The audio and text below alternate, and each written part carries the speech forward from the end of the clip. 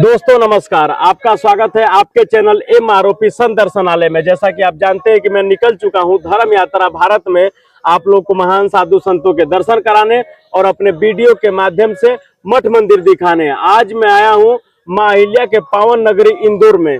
यहाँ रानी Lakshmibai railway station के पास में एक यहाँ प्रसिद्ध और प्राचीन शिवलिंग है और यहाँ पर हनुमान जी का एक मंदिर है और श्री विक्रांत काल भैरव बाबा का प्राचीन मंदिर है।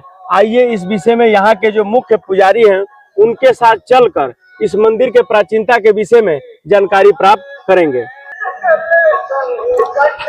महाराज जी, ओम नमो नारायण।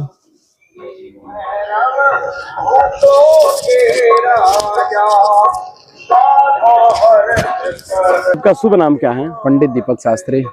महाराज जी, आपके गुरु जी का नाम? पंडित हरीश व्यास। यहाँ के आप कौन है महाराज जी? यहाँ के महंत तो जो पहले पुराने थे वो तो अभी नहीं रहे हैं। जी जी। पर अभी दूसरे महंत संभाल रहे हैं। जी जी। आप यहाँ के पुजारी हैं महाराज जी? जी जी। महाराज जी के साथ चलकर जो इस शिवलिंग के विषय में जानकारी प्राप्त करेंगे और जो हनुमान जी का मंदिर है, पुराना और प्राचीन मंदिर है, उसके विषय में और बाबा विक्रांत काल भैरव के विषय में जानकारी प्राप्त करेंगे। आइए दोस्तों, आइए महाराज जी।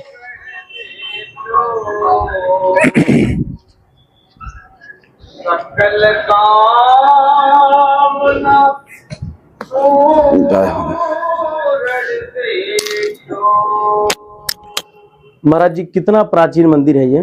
वैसे तो कहीं वर्षों का बताया, बहुत प्राचीन मंदिर है, भगवान महादेव मंदिर। और स्वयंभू मूर्ति, यहाँ से ही मूर्ति निकली गई, इसकी कोई प्रतिष्ठा स्थापना नहीं की गई। जी। ये अपरूपी यहाँ से उत्पन्न हुआ? हाँ, स्वयंभू है भगवान महादेव। जी महाराज जी।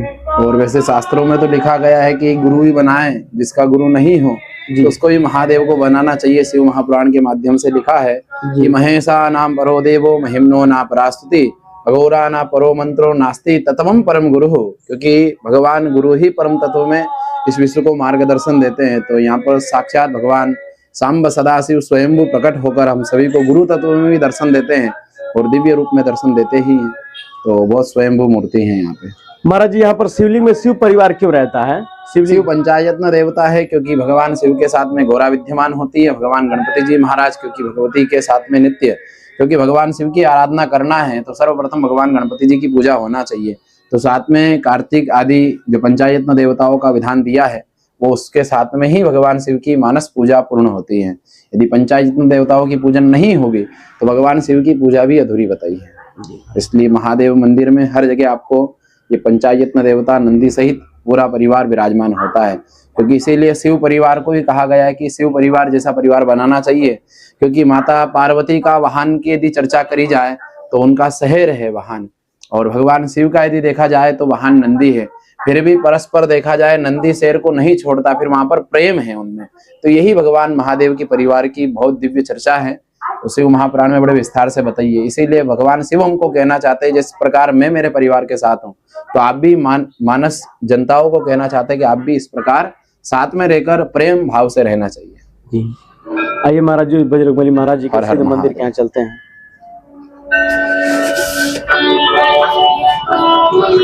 महाराज जी के साथ चलकर एक एक मंदिर का दर्शन कर रहे हैं और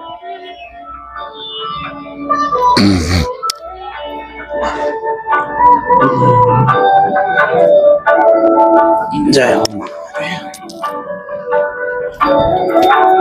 महाराज जी, जो ये श्री दास हनुमान बाबा मंदिर है ये कितना प्राचीन है और इसकी क्या विशेषता है महाराज जी? यहाँ पर एक पुजारी जी थे जो महंत थे, वो यहाँ पर कई समय तक बैठकर उन्होंने आराधना आदि करी थी और भगवान हनुमान जी महाराज की दिव्य कृपा उनके ऊपर होने लगी और बड़े भाव से उन्होंने कहीं चौपाई आदि जो मानस में लिखी गई है उन चौपाइयों का आश्रय लेकर अपने जीवन को उन्होंने धन्य बनाया। अभी भी कहीं यात्री यहाँ पर आकर भगवान बाबा के दर्शन कर कर अपने जीवन के जितने आते हैं संकट, उन सभी संकटों को टालते हैं। जी महाराज जी, हनुमान जी को कैसे भज सकते हैं और कैसे इनको और कहा है प्रसन्न कर सकते हैं? मानस में यही कहा है कि भगवान हनुमान जी को यदि प्रसन्न करना है तो राम के नाम से प्रसन्न करना चाहिए। क्योंकि राम रामेति रामेति रमे रामे मनोरमे सहस्त्र नाम तत्तुल्यम राम नाम वरानने क्योंकि कथा के विस्तार में बताया है कि माता पार्वती ने भी भगवान शिव को प्रसन्न करना था। भगवान को प्रसन्न करने के लिए केवल राम का नाम लिया, बोले एक बार राम बोलो बस हो गया काम, क्योंकि एक बार राम बोलने से कि 1000 गुना फल मिलता है। राम यदि प्रसन्न हो गए तो हनुमान जी स्वयं उनके दास है, वो तो प्रसन्न होंगे। तो इसी चौपाई के साथ भगवान हनुमान जी को हर व्यक्ति प्रणाम करता है और उसके आने वाले संकट का हरण होता है। कवन सुकाज कठिन जग माही, जो नहीं हो ये तात तुम पाही। इस प्रकार भगवान का प्रादुर्भाव है जी। आइए महाराज जी के साथ चलकर जो बाबा विक्रांत काल भैरव जी का मंदिर है उनका भी दर्शन करते हैं। गुरु जी, ये कितना प्राचीन पेड़ होगा? अब तो यद्यपि देखा जाए तो इसको भी देखा जाए तो प्राचीनता इसमें भी है, और यद्यपि बहुत पुराना ही होगा, क्योंकि जहाँ पर संत रहते हैं बिनु सतसंग विवेक न होई, राम कृपा बिनु सुलभ न सोही, तो वहां पर तो हर वस्तु ही पुरानी होती है, प्राचीनता उनमें छुपी होती है। महाराज जी, पीपल की पेड़ की क्या विशेषता होती है? पीपल के अंदर सनातन धर्म के अंदर बताया है कि पीपल के अंदर समस्त देवताओं का ही पूजन होता है। जैसे हमारी माताएं बहुत सारे व्रत ऐसे होते हैं कि जो पीपल के वृक्ष में बैठकर उनकी पूजा करती हैं, क्योंकि पीपल के अंदर गुरु का भी वास होता है। यदि जहाँ पर यद्यपि गुरु विराजमान होते हैं तो वहां पर साक्षात पर ब्रह्म परम पिता परमेश्वर सभी साक्षात विराजमान होते हैं। जी महाराज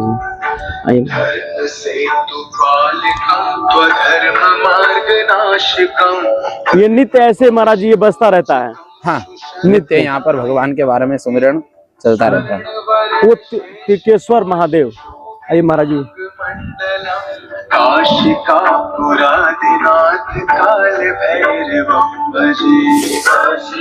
पुराधिनाथ काल भैरव महादेव। महाराज जी, जो किस चीज का है? तिरकेश्वर महादेव की क्या विशेषता है महाराज जी? ये तो मंदिर किसी भगत की मनोकामना पूर्ण होने के बाद में उसने महादेव का ये मंदिर बनाया। उसकी यथाशक्ति कोई मनोकामना मांग कर गए थे महादेव के यहाँ पर, भगवान की कृपा से ये मंदिर का निर्माण उसी भक्त ने बनाया था जिसकी मनोकामना पूर्ण हो गई है। तो तिलकेश्वर महादेव जो हमारे तिनके सहित हमारी रक्षा करे परिवार की, इसलिए भगवान का तिलकेश्वर महादेव के नाम से उन्होंने मंदिर का प्रादुर्भाव यहाँ पर स्थापित किया है। जी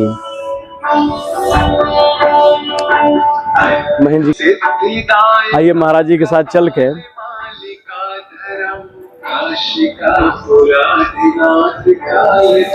महाराज जी, धुने की क्या विशेषता है महाराज जी? ये भगवान विक्रांत भैरव का अखंड धुना है। वैसे यहाँ पर यद्यपि रात्रि में जो भी भगवान भैरव की जो साधना आराधना होती है, हवन आदि इसी हवन कुंड के माध्यम से धुने से होती है, और भगवान महादेव को धुनी अति प्रिय होती है।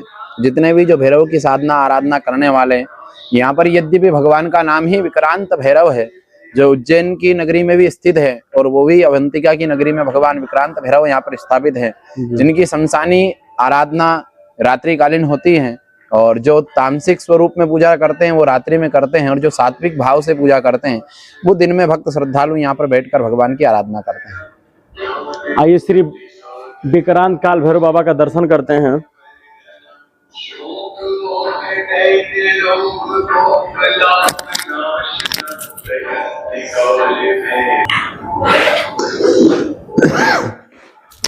महाराज जी, जो श्री विक्रांत काल भैरव बाबा हैं, इनकी क्या विशेषता है महाराज जी? भगवान विक्रांत भैरव माँ भगवती माता राजराजेश्वरी के साथ यद्यपि हमेशा विराजमान होते हैं, और जिस प्रकार भगवान काल भैरव की उपासना आदि होती है तो उसके अंदर अष्ट भैरवों का नाम में एक भगवान विक्रांत भैरव का नाम आता है, और विक्रांत भैरव की आराधना शमशानीय एवं तामसिक स्वरूप में भी इनकी पूजा होती है। यद्यपि इसमें कहा है कि भगवान विक्रांत भैरव की आराधना यदि भगवती को प्राप्त करना है तो सर्वप्रथम पहली सीढ़ी ही भगवान भैरव की है, क्योंकि भैरव कौन, जो भय से विमुक्त करा दे उसी को भैरव कहा गया है। ऐसे भगवान विक्रांत भैरव की पूजा मनुष्य को करना चाहिए, क्योंकि जब मनुष्य उस संसार से हार जाए, संसार का कोई व्यक्ति अपना साथ ना दे, उस समय अपने कुल भैरव की पूजा करना चाहिए।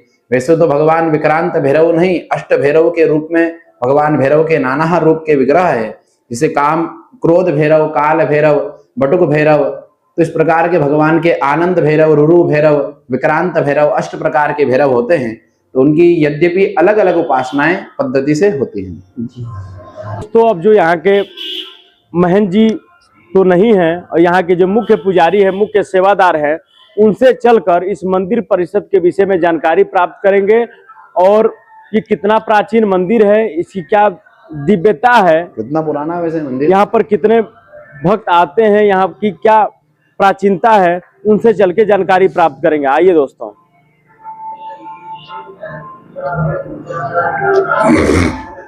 जय बाबा।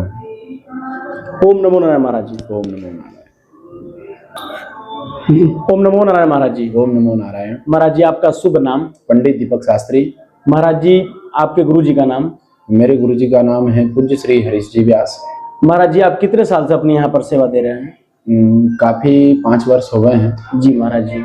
महाराज जी जो शिवलिंग है उसके विषय में विस्तार से बताइए, कितना प्राचीन शिवलिंग है, उसकी क्या विशेषता है महाराज जी? यद्यपि भगवान शिव का जो जिसके अपन ने अभी दर्शन कर आए हैं शिवलिंग के, जी वो प्राचीन शिवलिंग है, स्वयंभू मूर्ति है। उसकी कोई ब्राह्मण देवताओं ने, यद्यपि किसी विप्र ने भी उनकी प्रतिष्ठा आदि कर्म नहीं किया है, पर भगवान शिव स्वयंभू प्रकट हुए हैं। और ऐसा भाव यहाँ पर भक्तों से हमने सुना है और कई संतों से भी सुना है कि भगवान शिव भगत की रक्षा के लिए ही यहाँ पर प्रादुर्भाव से प्रकट होकर हमारे बीच था। उस समय भगवान शिव और ब्रह्मा में विवाद हुआ था। ठीक उसी समय अभी भी इस कली काल के अंदर क्या हो रहा है कि मानव लड़ने में झगड़ने में लगा हुआ है। तो इस लड़ाई की, इस झगड़े को मिटाने के लिए ही भगवान महादेव यहाँ पर हमको ऐसा लगता है कि प्रकट हुए हैं। जिस प्रकार भगवान महादेव उस समय प्रकट हुए थे, कब कि जब भगवान विष्णु और शिव के बीच में हलाहल झगड़ा होने लगा। किस बात का कि मैं बड़ा मैं बड़ा। भगवान विष्णु कहते हैं कि मैं पूरे विश्व का पालन करता हूं और भगवान ब्रह्मा जी कहते हैं कि मैं पूरे विश्व को उत्पन्न करने वाला देवता मैं ही हूं। ऐसे में दोनों में विवाद होने लगा और आगे चलकर ऐसा भाव बना कि भगवान शिव वहां पर प्रादुर्भाव से प्रकट हुए शिवलिंग के रूप में। और शिवलिंग के रूप में प्रकट होकर भगवान महादेव कहा कि बोले आपको, महादेव का जब प्रादुर्भाव हुआ तो भगवान विष्णु ने देखा और भगवान ब्रह्मा को उपदेश दिया कि बोले आप ये जो शिवलिंग हलाहल स्वर्ण स्वरूप में शिवलिंग वहां पर आकाश की ओर पता लगाइए शिवलिंग का छोड़ का। तो यद्यपि भगवान विष्णु ने सोचा कि तो महादेव है, महादेव का कौन पता पा सकता है। भगवान महादेव तो यद्यपि कंकर में ही शंकर हैं, उनका कोई पता नहीं लगा सकता है। तो भगवान विष्णु तो पुनः आकर भगवान शिव की आराधना करना प्रारंभ हो गए। पर भगवान ब्रह्मा ने यहाँ पर छल किया कि केतकी पुष्प और कामधेनु गाय से कहा कि आप मेरे साथ झूठ बोलो। उनको झूठ बोलने को कहा और वापस यद्यपि वास में गए और भगवान विष्णु से जाकर कहा कि बोले भगवान विष्णु, बोले तुमको पता नहीं है कि मैं शिवलिंग का छोड़ का पता लगाकर आ गया। बोले क्या सबूत है? बोले मुझे पता था कि आप सबूत मांगोगे तो मैं एक सबूत नहीं 2-2 लेकर आया हूं। तो कामधेनु गाय से और केतकी पुष्प से जब पूछने को कहा तो उन्होंने बोला कि हाँ, बोले ब्रह्मा ने इस शिवलिंग का प्रादुर्भाव का छोड़ का पता लगा लिया। उसी समय भगवान शिव शिवलिंग से प्रकट हुए। महादेव प्रकट होकर कहने लगे कि ब्रह्मा तूने झूठ बोला है इसलिए मैं तुझे छोड़ूंगा नहीं। तो भगवान शिव जी की भ्रुकुटी का भेदन किया और भेदन कर भगवान यही काल भैरव प्रकट होकर ब्रह्मा जी के जिस मुख से किस समय भगवान ब्रह्मा को पंचानन कहा गया था, तो वही पंचानन का जिस मुख से उन्होंने कहा कि मैं बड़ा हूं और झूठ बोल दिया, उसी समय भगवान काल भैरव भगवान शिव की भ्रुकुटी का भेदन कर प्रकट हुए और हाथ में खटवांग लेकर ब्रह्मा जी की एक मुंडी को भेदन कर दिया। और वही मुंडी आज ब्रह्मा जी के हाथ में, जो ब्रह्मा जी की मुंडी है, वही कटी हुई मुंडी भगवान भैरव के पास में हमेशा यद्यपि विराजमान होती है। वो इसीलिए दिखाना चाहते हैं कि देवता को भी घमंड नहीं करना चाहिए, अभिमान नहीं करना चाहिए। तो सभी को समझाने के लिए ही भगवान शिव का प्रादुर्भाव यहाँ पर प्रकट हुआ है और जनमानव को कल्याण के लिए ही भगवान शिव की पूजा आराधना करना चाहिए। क्योंकि शास्त्रों में बताया है कि महादेव बड़े सरल है, बड़े भोले भाले हैं, इसीलिए उनका नाम एक आता है कि भोलेनाथ। महाराज जी कितना प्राचीन मंदिर होगा? कौन सा? ये पूरा। यद्यपि बहुत समय हो गया यहाँ पर संत महात्माओं का आना जाना लगा रहता है, कई संत आते हैं, कई महंत आते हैं। बहुत प्राचीनता है इसके विषय में, मतलब कि अभी तक किसी को जानकारी भी नहीं है कि कितना प्राचीन है। कई वर्षों से हम ही देखते आ रहे हैं, हमसे पहले भी बहुत संत महात्मा यहाँ पर संत अपनी आराधना कर कर अपने जीवन को धन्य किया है। महाराज जी जैसे ये रोज नित्य ही इनका ऐसे श्रृंगार होता है? हाँ, नित्य यहाँ पर पुजारी जी हैं, वो नित्य यहाँ पर भगवान की बड़े भाव से सेवा देते हैं। यहाँ मंदिर की स्वच्छता को भी बनाए रखते हैं और भगवान भैरव की नित्य एक भगवान भैरवराज का स्तोत्र आता है, उसका नित्य पाठ करते हैं। देव्यराज सेव्यमान पावनाग्रि पंकजम व्याल यज्ञ सूत्रमिंदु शेखरम कृपाकरम नारदादि योग्य वृंद वृंद तम दिगंबरम काशिका पुरादिनाथ काल भैरवम भजे अवंतिका पुरादिनाथ काल भैरवम भजे। ये पहला चरण है इसका कि इसमें भगवान नारद आदि भी भगवान भैरव की स्तुति कर रहे हैं कि हे भैरवराज, जब हमारे ऊपर भी किसी प्रकार का कोई प्रताड़ित यदि हमको असुर राक्षस करने लगे तो आप हमारी रक्षा करना। तो ये प्रत्येक मानव को भी इस स्तोत्र का पाठ करना चाहिए, जिससे कि जिस प्रकार भगवान प्राचीन काल में नारद आदि सभी ऋषियों ने, संतों ने इस स्तोत्र का पाठ किया तो भगवान भैरव की कृपा उनके ऊपर बनी है। तो हम सभी भी मिलकर यदि इस स्तोत्र का पाठ करते हैं तो जीवन में हमारा उद्धार होता है। तो इस प्रकार भगवान भैरव की भी प्राचीनताएं बहुत है और कई स्तोत्रों को ऐसा भाव दिया है कि बहुत सारे लोग कहते हैं कि हम भगवान भैरव की स्तुति कैसे करें।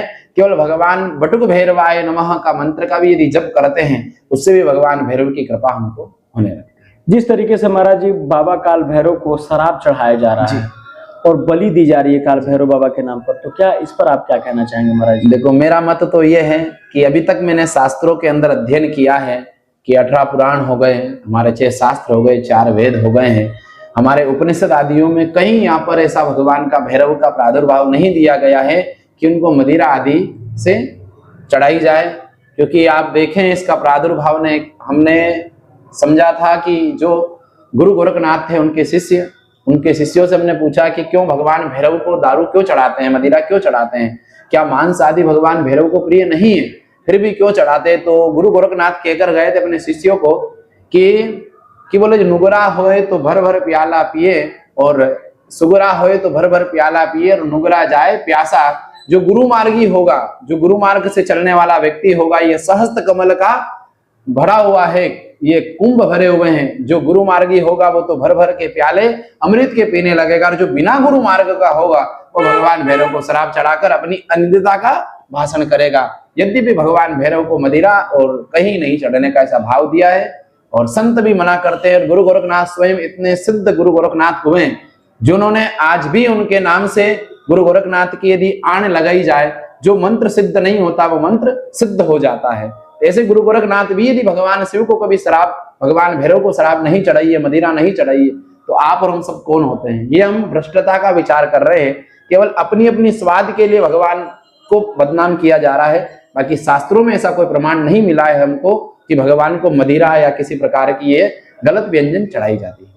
बाबा काल भैरव को किस चीज का भोग लगाया जा सकता है महाराज जी? वहां पर हमने भी देखा है, हमारी आंखों से, हमने नेत्रों से दर्शन भी किए, भगवान काल भैरव अवंतिका में भगवान भैरव को मदिरा चढ़ाई जाती है। पर ऐसा भाव यहाँ पर बनता है, हमने एक बार संतों से इसी विषय में चर्चा करी तो संतों ने कहा कि भगवान भैरव उस मदिरा का पान नहीं करते हैं, और भगवान भैरव के साथ में बहुत सारी यक्षिणियां रहती हैं, पिशाचिनियां रहती है, कर्ण पिशाचिनी, यक्षिणी, डाकिनी, शाकिनी आदि जो गण होते हैं, उन गणों को ये सभी मदिरा पान आदि दिया जाता है। बल्कि यद्यपि माध्यम भगवान भैरव हो गए हैं, पर भैरव इन साधारण सी चीज का नशा नहीं करते हैं, वो तो भगवती के नाम का आश्रय करते हैं। इसीलिए भगवान भैरव राजमाता राजराजेश्वरी के परम लाडले हैं। माँ भगवती ने कभी किसी देवताओं को स्तनपान नहीं कराया है, पर भगवान भैरव को स्तनपान कराया है, क्योंकि भगवान भैरवराज केवल साधारण से नशे को नहीं, वो तो भगवती के नाम का नशा करते हैं। और हम तो कहते हैं जो जनमानस में आज भी शराब आदि मदिरा का जो पान करते हैं कि इसका नशा क्या करना है, कि नशा ये नहीं करना चाहिए कि जाम पर जाम पीने से क्या फायदा, रात को पिया सुबह उतर गया। इस नशे को क्या करना, बोले भगवान कृष्ण नाम हो, राम नाम हो या भगवती का नाम का नशा करो, तो एक बार पीने के बाद वो जीवन में नशा कभी उतरता ही नहीं। ऐसा भाव होना चाहिए। महाराज जी जिस तरीके से यहाँ पर नींबू चढ़ाया है, ये कैसी नींबू चढ़ाए महाराज जी? नींबू भाव व्यक्ति के अपनी मनोकामना के अनुसार चढ़ाए जाते हैं। नींबू भगवान काल भैरव के तंत्र प्रयोग में कार्य में आते हैं कि जैसे यद्यपि नींबू चढ़ाने का विधान तो है बिजोरा नींबू, नागम लिंगम पशु, तो माँ भगवती के चिन्ह पर नाग और योनि और लिंग का ही स्पर्श माँ भगवती के तीनों स्वरूपों का दर्शन दिया है कि मातुम लिंगम, माँ पर कौन सा नींबू चढ़ाने का विधान दिया कि बिजोरा नींबू, एक बड़ा बिजोरा नींबू आता है, वो ही चढ़ाना चाहिए, उससे मनोकामना पूर्ण होती है। पर अब भक्त कहाँ ढूंढने जाए, तो साधारण सा नींबू भी चढ़ाकर अपनी मनोकामना को पूर्ण किया जाता है। जिस तरीके से महाराज जी युवा मानसिक तनाव में होता जा रहा है, जैसे आप भी युवा हैं, उन युवाओं के लिए आपका क्या संदेश रहेगा महाराज जी? हम यही कहेंगे कि भगवत प्राप्ति करना चाहिए, भगवान के नाम का संकीर्तन करना चाहिए। जो युवा पीढ़ी अभी अपने इस धर्म को छोड़कर गलत मार्ग पे चल रही है, उसका कारण यही कि उनके जीवन में संस्कार नहीं है। माता पिता गाड़ी दिलाते हैं, कार दिलाते हैं, सब कुछ दिलाते हैं, पर संस्कार नहीं देते हैं। तो मेरा कहना यही रहता है कि माता पिताओं से कि अपने बच्चे को कुछ दो और ना दो, पर संस्कार जरूर देना चाहिए, क्योंकि मनुष्य के अंदर, उन बच्चों के अंदर संस्कार होंगे तो संस्कार से इस पूरे संसार को जीता जा सकता है। संसार के अंदर यदि संस्कार नहीं है तो ये जीवन अपना व्यर्थ है, क्योंकि भगवान तो कह गए हैं कि कलयुग केवल नाम आधारा, सुमिरै सुमिरै उतर ही पारा। तो यदि अपने को इस कलयुग से, भव सागर से पार करना है तो इसके लिए सरल उपाय ये है कि भगवान का केशव केवल कीर्तनात्, केवल भगवान का कीर्तन करना चाहिए, नाम का स्मरण करते रहना चाहिए, चाहे जिस अवस्था में हो, जिस परिस्थिति में हो, भगवान का जप हमेशा हमको करना चाहिए। महाराज जी, जब मैं यहाँ पर आया और यहाँ के लोग बताए कि आपके द्वारा कथाएं भी की जाती है, जैसे आपके द्वारा छोटा बांगड़दा में कथा की गई, वेंकटेश नगर में कथा की गई, महाराज जी कथा की क्या विशेषताएं हैं?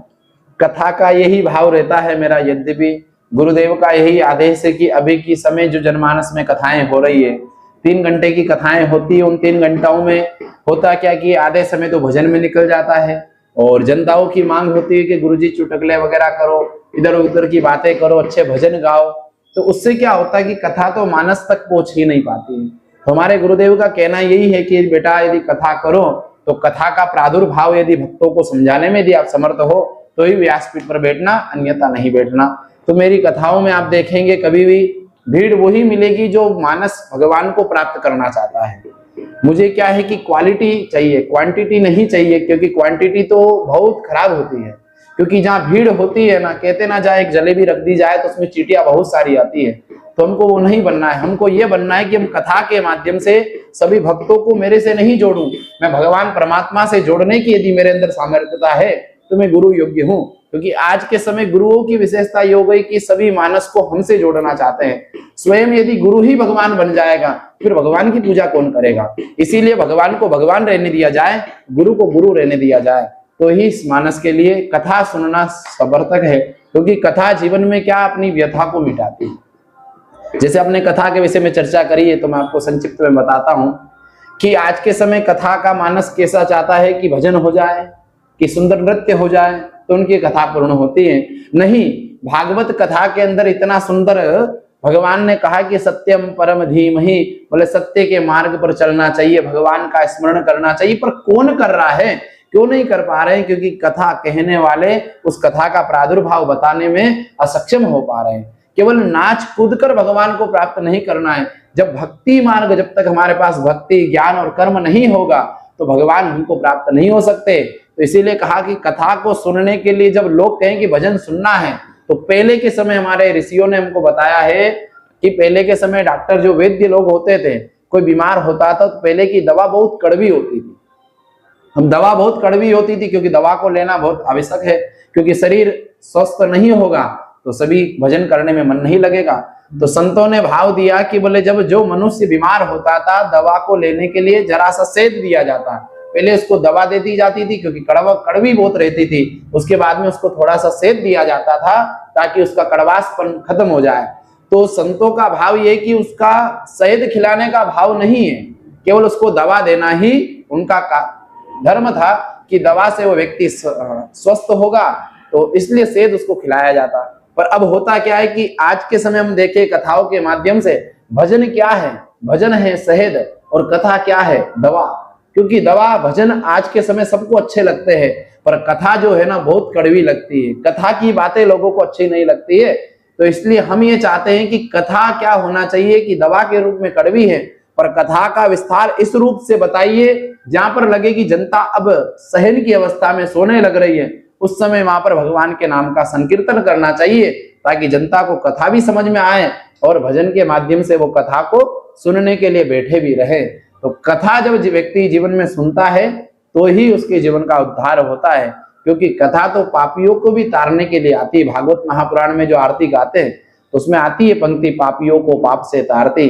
तो जो मानस भगवान की यदि भक्ति करता है वो तो स्वयं भगत है ही है, क्योंकि कहा है कि भक्ति भक्त भगवंत गुरु चतुर नाम बपु एक, इनके पद वंदन किए नासे विघ्न अनेक। क्योंकि जो भगवान की भक्ति करता है तो उसके भी चरण कमलों को जो प्रणाम करता है तो उसके विघ्न जितने होते हैं वो सभी का नाश होता है। तो इसीलिए भगवान की कथा को सुनना चाहिए, सुनकर अपने जीवन में उतारना चाहिए, जब ही जाके अपना उद्धार होगा।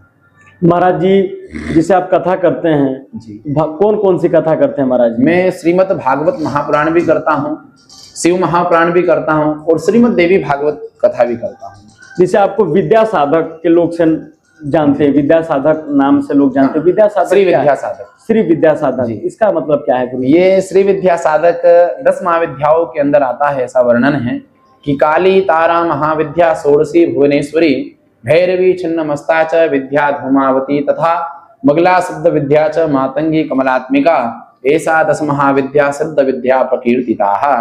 कि 10 प्रकार की माँ जगदम्बा के स्वरूप दिए हैं, काली, तारा, षोडशी आदि।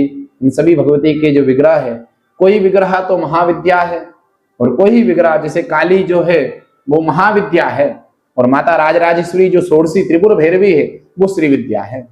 अब माँ भगवती महाकाली की उपासना करने वाला साधक महाविद्या की दीक्षा आदि कर्म करता है और जो माता राजराजेश्वरी की आराधना करता है वो षोडशी जगदम्बा की आराधना करता है, जिसको श्री विद्या कहा गया है।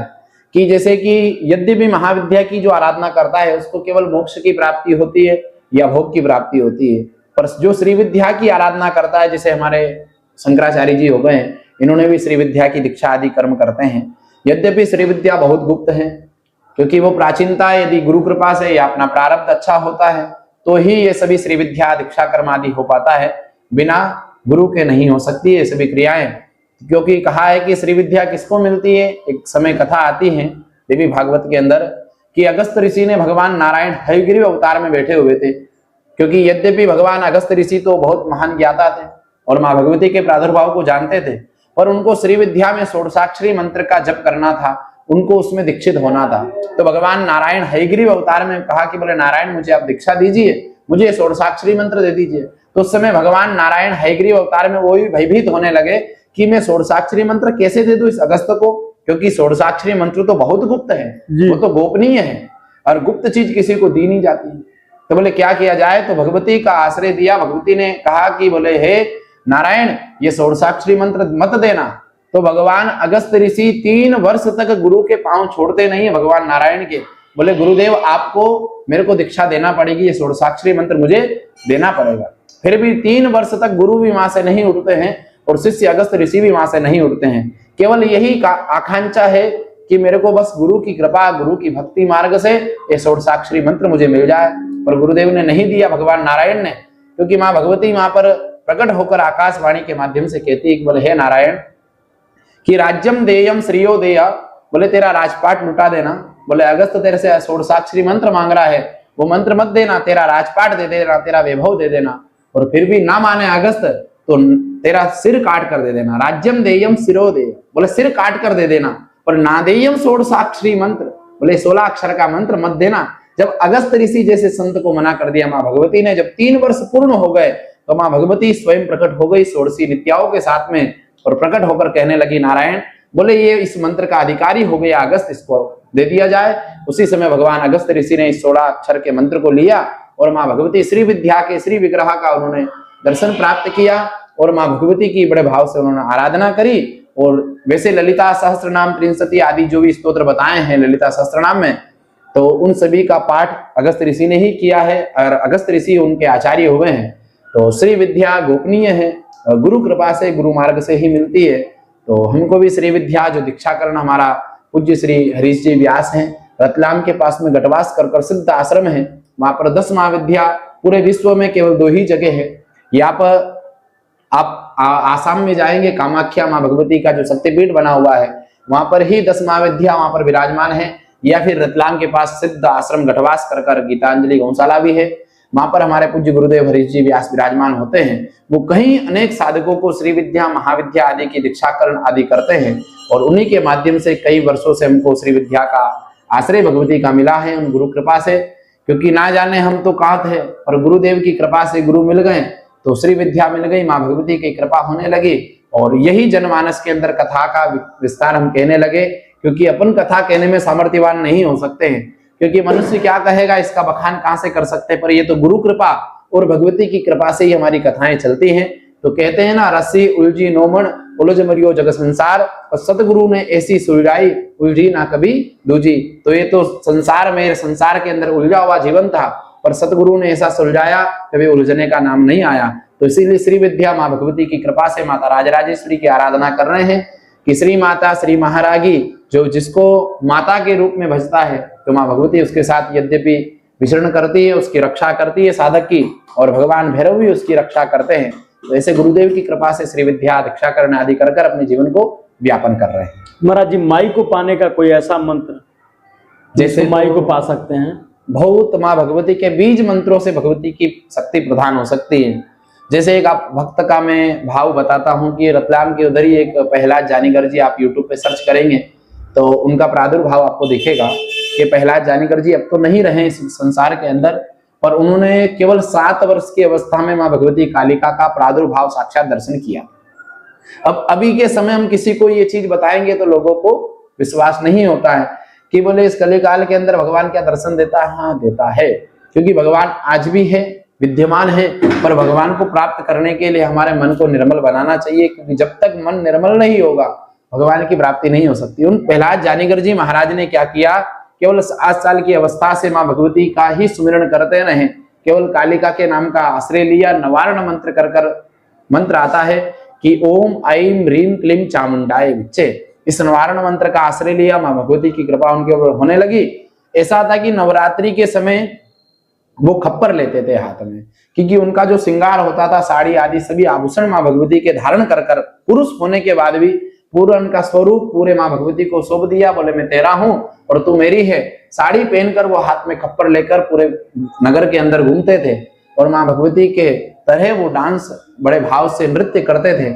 तो उनके जो मित्र थे, उन मित्रों ने उनके साथ में थोड़ी मजाक करी कि बोले प्रहलाद तो आज इतना सुंदर लग रहा है, यदि तू लड़की होती तो हम तेरे से विवाह कर लेते, शादी कर लेते। तो प्रहलाद जी को वो बात थोड़ी यहाँ लग गई, तो उन्होंने जाकर माँ भगवती के सामने जाकर कहा कि बोले कि यद्यपि मेरे मित्रों को पता है कि मैं लड़का हूं, फिर भी मेरे इस श्रृंगार को देखकर वो मुझे कह रहे कि मैं तेरे से शादी करने के लिए तैयार हो गए, तो मैंने तेरे लिए श्रृंगार किया, क्या तेरे को अच्छा नहीं लगा? तो उसी समय प्रहलाद जानीकर जी ने कहा कि बोले आज के बाद मेरे को नहीं तो किसी को पति बनाना है, नहीं मेरे को पत्नी बनाना है, आज से तू ही मेरी पति है और मैं तेरी पत्नी हूँ।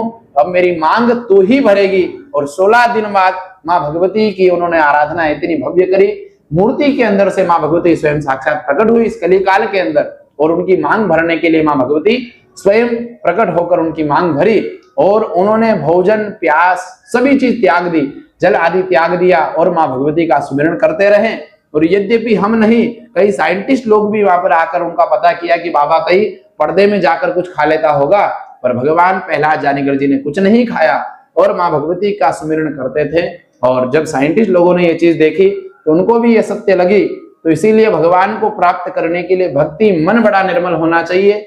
और नवार्ण मंत्र जो होता है कि ओम ऐं ह्रीं क्लीं चामुंडाय विच्चे, इस मंत्र से भी माँ भगवती की बहुत जल्दी हमको सिद्धि की प्राप्ति होती है। कई भक्त कहते हैं कि इतना बड़ा मंत्र याद नहीं होता है, तो केवल ऐं शब्द जो होता है वो ज्ञान का कारक होता है। केवल ऐं ऐं ऐं इस मंत्र का भी यदि जप करता है मनुष्य तो उसको ज्ञान की प्राप्ति होने के बाद में आगे की दीक्षाएं माँ भगवती की कृपा से अपने आप होती है। महाराज जी, भागवत कथा सुनने से किस फल की प्राप्ति होती है? वैसे तो भागवत में कहा गया है कि भाग्योदय न बहुदय न समर्जिते न, कि कहीं जन्मों के भाग्य उदय होते हैं जब ही जाके हमको भागवत की प्राप्त भगवान की कथा प्राप्त होती है। तो इसको प्राप्त करने के लिए धर्म अर्थ चारों पुरुषार्थ जो होते हैं, धर्म अर्थ काम मोक्ष, चारों पुरुषार्थों की सिद्धि हमको प्राप्त हो जाती है। क्योंकि भगवान की जब कृष्ण भगवान की दिव्य लीला हमारे ऊपर होती है, भगवान की कृपा जब होती है तो कोई साधन बचता ही नहीं, सब साधन ही शून्य है। जो हमको दिख रहा है संसार में कि ये धन रुपया गाड़ी ये तो सभी असत्य है, मिथ्या है। ये जो दिख रहा है अपने साथ जाने वाला कुछ भी नहीं है। मनुष्य के साथ क्या जाएगा? तो मनुष्य के साथ जाएगा कि कर्मान गोगच्छति जीव एकः। भागवत में कहा गया है कि जो मनुष्य कर्म करेगा उसी कर्म का फल उसके साथ जाएगा। तो इसीलिए हमको इस संसार के अंदर जो दिख रहा है वो मिथ्या है। भगवान की कथा सुनने से हमको ऐसी कोई चीज, ऐसी कोई वस्तु बाकी ही नहीं रहती, वो सब प्राप्त हो जाता है। महाराज जी, आपकी अवस्था क्या थी जब से आप भागवत कह रहे हैं? मेरी 10 साल की अवस्था से, मैं जब राजस्थान से आया था, मेरा जन्म स्थान राजस्थान का है, माता पिता सभी राजस्थान में रहते हैं। राजस्थान में भिलवाड़ा डिस्ट्रिक्ट गंगापुर के पास में सातल्यास कर मेरा ग्राम है।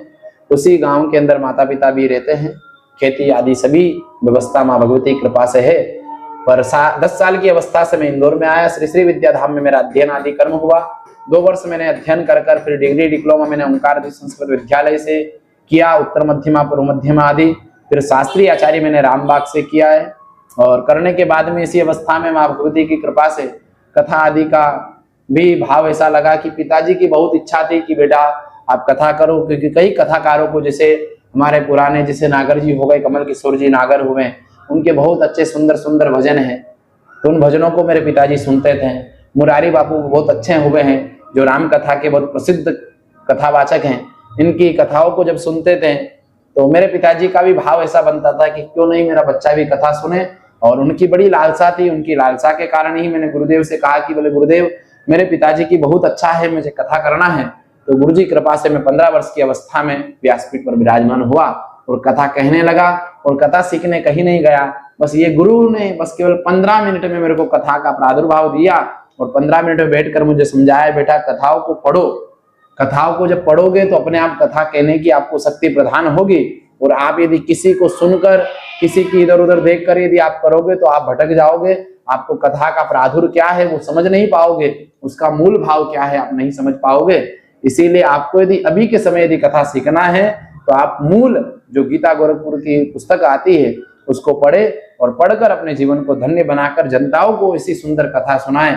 तो गुरुदेव की कृपा से और पिताजी की लालसा से ये दास कथा कहने की शक्ति प्रदान हुई और भगवती की कृपा से आज कथा कहने लगे हैं। महाराज जी, सुंदरकांड क्यों पढ़ना चाहिए और सुंदरकांड की क्या विशेषता है? सुंदरकांड ऐसा है कि जो उसके अंदर सभी भगवान मर्यादा पुरुषोत्तम राम की लीलाओं का वर्णन दिया है, सुंदर सुंदर लीलाओं का वर्णन दिया है कि मंगल भवनय मंगलहारी, जिस मनुष्य के जीवन में जैसे कभी 7.5 लगती है, ग्रहों गोचर हो जाते हैं, तो उस मनुष्य को सुंदरकांड करने से ग्रहों का प्रभाव नहीं पड़ता है। और ऐसा शास्त्रों में वर्णन दिया है कि जिस घर में झगड़ा बहुत हो रहा हो, जिस घर में क्लेश होता हो, तो उस घर में भी भगवान का सुंदरकांड का पाठ करने से उनके अमंगल होगा, है ना, वहां पर भी मंगल होता है। क्योंकि मंगल भवनय मंगलहारी, क्योंकि भगवान वहां पर मंगलमय बनकर हनुमान जी महाराज उस विश्व को, उस परिवार को मंगल बना देते हैं। क्योंकि एक समय ऐसा भाव आता है राम कथा में कि जब भगवान राम सेतु का जो पुल बना था उसका निर्माण हुआ था, तो हनुमान जी महाराज ने प्रत्येक पत्थर के ऊपर राम लिखा, राम लिखकर उस समुद्र सेतु के अंदर फेंका, तो वो फेंकने के बाद में वो पत्थर तैरने लगता था और पुल बन गया ऐसे करते करते। तो एक दिन राम जी के मन में ऐसा आया कि बोले जब हनुमान पत्थर के अंदर राम लिखता है और वो पत्थर तैरने लगता है, ऐसे मेरे नाम में क्या विशेषता है। तो राम जी भी जाकर एक सरोवर के पास जाकर एक पत्थर के ऊपर राम लिखते हैं। राम लिखने के बाद उन्होंने समुद्र के अंदर उस पत्थर को छोड़ा और वो पत्थर डूब गया। जब डूब गया तो भगवान राम भी भयभीत हो गए कि बोले कि हनुमान जब मेरे नाम से पत्थर छोड़ता है तो वो पत्थर तैरने लगता है, जब स्वयं राम यहाँ पर ये पत्थर को छोड़ रहा है वो डूब क्यों रहा है। तो भगवान राम घबरा गए और घबराते हुए इधर उधर देखने लगे, कोई देख नहीं ले, नाम की बदनामी होगी। तो पीछे देखा तो मेरे भगवान हनुमान जी महाराज पीछे बैठे हुए थे और मुस्कुरा रहे थे। जैसे ही राम जी महाराज ने हनुमान जी से कहा कि बोले हे आप तो ज्ञानियों के ज्ञानी हैं, तो आप तो सकल जय हनुमान ज्ञान गुण सागर, आप तो ज्ञान के सागर हैं। हनुमान जी महाराज मुझे बताइए ना, जब आप स्वयं पत्थर यदि छोड़ते हो पत्थर तैरने लगता है और जब मैंने स्वयं ने छोड़ा तो वो पत्थर डूब गया। तो हनुमान जी महाराज बड़े मुस्कुराते हुए कहने लगे, बोले स्वामी, बोले प्रभु यही तो विशेषता है, जब आपके नाम जिस पत्थर के ऊपर आपका नाम लिख दिया जाए और उस पत्थर को यदि समुद्र के अंदर छोड़ा जाए तो वो तैरने लगता है। वो तैरने लगता है क्यों? क्योंकि उसके ऊपर कृपा भगवान राम की होती है। और जिस मनुष्य को, जिस पत्थर को भगवान स्वयं राम छोड़ दे उसको कौन तैरा सकता, वो स्वयं डूब जाएगा। इसीलिए हनुमान जी ने कहा कि बोले प्रभु आपको तो आपके नाम का पत्थर को तो तैरने लगता है, पर जिस जगह राम स्वयं पत्थर को छोड़ देंगे, जिसका कोई आश्रय नहीं होगा, तो पत्थर कैसे तैर सकता है, वो तो डूबेगा ही ना प्रभु। तो भगवान राम समझ गए कि मेरे नाम की महिमा है, मेरी महिमा नहीं है। तो इसीलिए सुंदरकांड को करना चाहिए हर मनुष्य को, उससे बहुत फल की चेष्टा होती है और सभी संकटों से हमका हरण होता है। महाराज जी, पूजा के बाद हवन क्यों होता है? क्योंकि जो पूजा करते हैं, जैसे हर पूजाओं का विधान अलग अलग होता है, कि जो पूजा जैसे कोई शांति आदि होती है उन सभी के लिए ग्रह शांति हवन होता है, क्योंकि उससे करने से घर में शांति की कृपा होती है। क्योंकि ग्रहों की शांति होने के बाद घर में सभी क्लेश मिट जाते हैं। तो इसलिए हवन करने से, जो वैज्ञानिक लोग भी कहते हैं कि जो वातावरण होता है, जो धुआं होता है, उसके द्वारा हमारे घर के अंदर, इस विश्व के अंदर वातावरण शुद्ध होता है। क्योंकि राष्ट्र की शुद्धि के लिए हवन करना अनिवार्य है। यदि अपन आध्यात्म के तौर से देखें तो पिछले ही कुछ वर्षों में जब कोरोना काल आया था, तो उस महामारी के समय कि जब उस महामारी का दवा को डॉक्टर कोई नहीं बना पाया, कोई वैज्ञानिक उसका पता नहीं लगा पाया, और उसमें उसी समय राजस्थान के पास में एक गोटला कर माताजी है, उन्होंने भविष्यवाणी करी कि बोले हर घर में और हर गांव में, नगर बस्ती में भगवान का आह्वान करना प्रारंभ कर दो, ये महामारी भाग जाएगी। क्योंकि सैव काले महामारी सैव सृष्टि जगत्स्थिता स्तुति करोति भूतानाम सैव काले सनातनी। जब सनातन धर्म के अंदर कभी किसी प्रकार की कोई महामारी आए तो हवन करने से वो भयभीत होकर भाग जाती है, और उस समय भी हवन करने से वो महामारी भाग गई। तो इसीलिए हवन हमारे जीवन में हमको करना चाहिए। और शास्त्रों में कहा गया है कि यज्ञानाम जप यज्ञोस्मि, अपने जीवन को यज्ञमय बनाना चाहिए, अपनी आयु को यज्ञमय बनाना चाहिए। क्योंकि जो यज्ञ से नहीं बंधा हुआ है तो वो पशु के समान है, जो यज्ञ से नहीं बंधा है उसको खूंटे से बांध देना चाहिए। यद्यपि ऐसा मैं नहीं कहता हूं, शास्त्रों में ऐसा वर्णन दिया है कि जो मनुष्य यज्ञ नहीं करता है, यज्ञ से नहीं बंधा हुआ है, तो वो पशु के समान है। महाराज जी, तिलक क्यों जरूरी है मस्तक पे?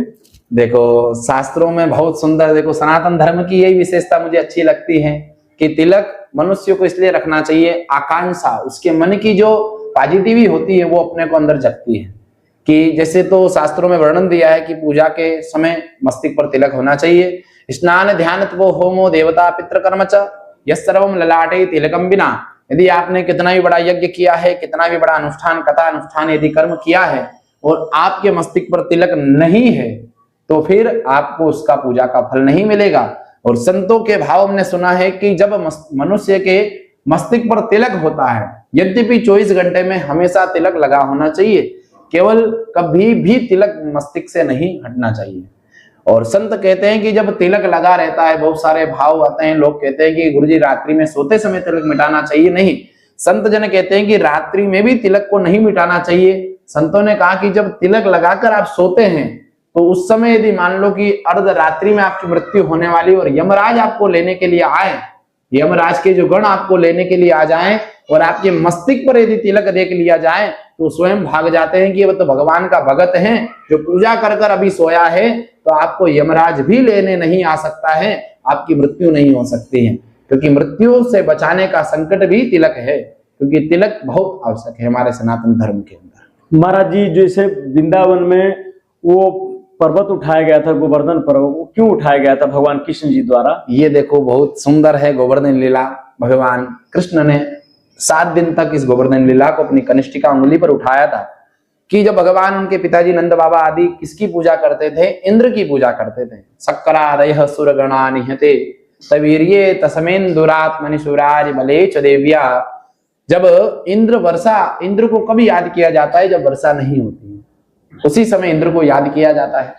तो वो परंपरा नंद बाबा आदि उनके पिताजी ने क्या किया कि भगवान इंद्र की पूजा करते थे, तो उसी समय भगवान कृष्ण ने कहा कि मेरे पिताजी जो परंपराओं को गलत चला रहे, इंद्र की पूजा नहीं, यहाँ पे तो भगवान गोवर्धन की पूजा होना चाहिए, यहाँ प्राकृतिक की पूजा होना चाहिए, जो दिख रहा है पेड़ पौधे आदि इनकी पूजा होना चाहिए, इंद्र की पूजा नहीं। इंद्र तो पापी भी है, क्योंकि देवी भागवत के अंदर इंद्र ने पाप किया था, 3 गुरुओं का अपमान किया था, तो इंद्र तो कीड़ा बन गया। और ये तो गुरु कृपा से उनको वापस स्वर्ग मिल गया, स्वर्ग के राजा इंद्र को बनाया गया है। पर जितना शास्त्रों में इंद्र का अपमान बताया है, उससे कई गुना उनकी जो पत्नी है माता इंद्राणी, उनका पुण्य बताया गया है कि बोले बहुत सती सात्वी बहुत प्रीता, उनको सती के समान बताया है। तो उसी प्रकार जब इंद्र की परंपराओं को भगवान कृष्ण ने अपने पिता आदि को मना किया और कहा कि बोले आप प्राकृतिक की पूजा करो, बोले कैसे की जाए? तो भगवान कृष्ण ने लीला करी और गोवर्धन की पूजा करने को कहा, और वही गोवर्धन महाराज को अपनी कनिष्ठिका अंगुली पर नंद सभी अपने ग्वाल वालों के साथ में लाठियों को लेकर भगवान कृष्ण ने 7 दिन तक उस गोवर्धन लीला का प्रादुर्भाव किया। और भगवान सभी पूरे भगत को, ब्रजवासियों को बताया कि बोले इस प्राकृति की पूजा करो, क्योंकि भगवान इस प्रकृति में है, क्योंकि मत्तः प्रकृति पुरुषात्मकः, क्योंकि इस संसार के अंदर, प्रकृति के अंदर जो पेड़ पौधे पर्वत आदि, इसी के अंदर भगवान विचरण करते हैं। तो इसी समय गोवर्धन लीला का भगवान ने लीला करी और सभी ब्रजवासियों ने गोवर्धन लीला का पूजा का विस्तार वहां पर किया। जब इंद्र को पता लगा कि मेरी पूजा बंद करवाई है इस लाला ने, कृष्ण ने, तो बहुत वर्षा करी। तो उसी समय वासुकी को आदेश दिया। वासुकी नाग पूरे पर्वत के आइट साइड लिपटा गए और एक मंथनी बनाकर पूरी वर्षा, पूरे ब्रज की वर्षा को उस गोवर्धन लीला के माध्यम से उस जल का पान करने के लिए अगस्त ऋषि ने उस जल को पान किया।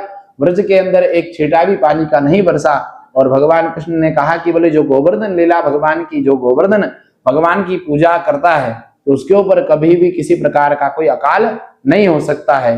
तो आज भी ब्रजवासी गोवर्धन की पूजा बड़े भाव से करते हैं। महाराज जी, आपके भक्तों के लिए, हमारे दर्शकों के लिए कोई आपका आशीर्वचन? यही है, हम भक्तों से यही कहेंगे, आप जो भी इस वीडियो के माध्यम से भगवान की ये दिव्य चर्चा को सुनेंगे तो हम सभी भक्तों को यही कहेंगे कि इस कलिकाल के अंदर सरल साधन को यदि आप हमसे पूछेंगे आशीर्वाद स्वरूप में कि भगवान का नाम का सुमिरन करना चाहिए, क्योंकि हमारे केलीकुंज के महाराज जी भी वृंदावन में विराजमान हैं, वो भी केवल नाम जप के ऊपर ही जोर करते हैं कि नाम जप करना चाहिए मनुष्य को। इस समय कोई भी वस्तु ऐसी नहीं है कि जो हमारे साथ जाएगी, केवल मनुष्य को जप करना चाहिए। और मैं यही आशा रखूंगा कि आप सभी भगवान, ऐसा नहीं कि आप सभी राधा जपे या कृष्ण का नाम जपे या शिव का, नहीं, आप जिन देवता के आराधना करते हो, जिनकी आप पूजा करते हो, आप उनकी बड़े भाव से पूजा करें, आप उनका सुमिरन करें, उससे भी आपको भगवान की प्राप्ति होगी। ऐसा भाव बनता है कि नाम जप बहुत अति आवश्यक है। महाराज जी, कोई यहाँ आना चाहे, कोई आपसे मिलना चाहे तो कैसे मिल सकता है और कैसे यहाँ आ सकता है? इंदौर रेलवे स्टेशन से? फोन के माध्यम से ही मिलना होता है, क्योंकि मेरा भी कल राजस्थान से रात्रि में आया छिंदवाड़ा से और अभी मेरे को वापस निकलना है छिंदवाड़ा, तो फोन के माध्यम से चर्चा कर कर ही मिलना हो पाता है जी। बाकी यद्यपि भारत देश के अंदर भ्रमण होता है, भगवती कृपा से कई अनुष्ठान, कई याज्ञादि कर्म होते हैं या कथा आदि होती है, तो विचरण करना रहता है, तो फोन के माध्यम से, चर्चा के माध्यम से ही मिलना हो पाता है। महाराज जी, इस स्थान पर अगर कोई आना चाहे तो कैसे आ सकता है रेलवे स्टेशन से? ये स्टेशन, रेलवे स्टेशन लक्ष्मीबाई से उतरकर सीधा ही सीढ़ी उतरकर मंदिर नीचे ही बना हुआ है। जी महाराज जी। महाराज जी, अपना कीमती समय देने के बहुत बहुत धन्यवाद गुरु जी। दंडवत। जय माता दी। आप सभी का बहुत बहुत धन्यवाद।